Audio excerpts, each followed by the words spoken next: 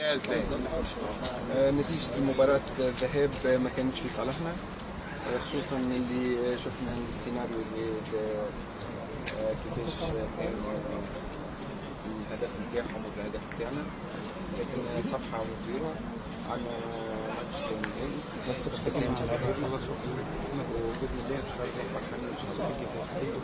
كابتن شريف يمكن دور جمهور الزمالك هي ده على كامله شايفه ازاي وتقدس جمهور الزمالك قبل النهائي؟ جمهور الزمالك الساعة كاملة هذا ماهوش غريب، من أول حسب ما نشوف أنا من أول الموسم لحد الساعة هذه وحد الماتشات اللي فاتوا هم كانوا دائما سند لنا وتلاقينا في أغلب الأوقات، فإن شاء الله ربي معنا وإن شاء الله نفتح مع بعضنا بقى الماتش. شكرا. شايف الخبرات بتاعت نادي الزمالك الكونفدرالية في مباراة الذهاب النتيجة كانت بتبقى سلبية، وبعدين الزمالك بيقدر في العودة انه يكسب ويفوز بالبطولة، فهل ده حافز قدامكم قبل مواجهة اتحاد العاصمة؟ طبعا يعني الماتشين اللي احنا لعبناهم في 2019 و 2024 زي ما حضرتك قلت كان نتيجه بره بتبقى سلبيه، لكن احنا زي ما انا قلت لك قبل كده ان احنا في مصر وفي وسط جمهورنا الموضوع بيبقى مختلف،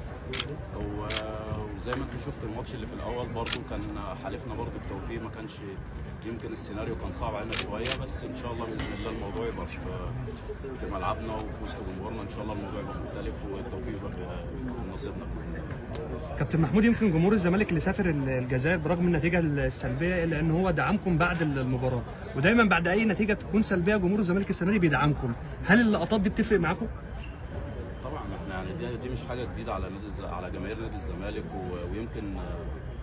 الحاجات اللي ادتنا دافع طول الموسم في حاجات كتير ما كانتش دافع لينا، لكن هم دايما اول دافع وسند لينا هو جمهور نادي الزمالك، دي حاجه مش جديده على جمهور نادي الزمالك، فاحنا بنشكرهم ومقدرين كل ده،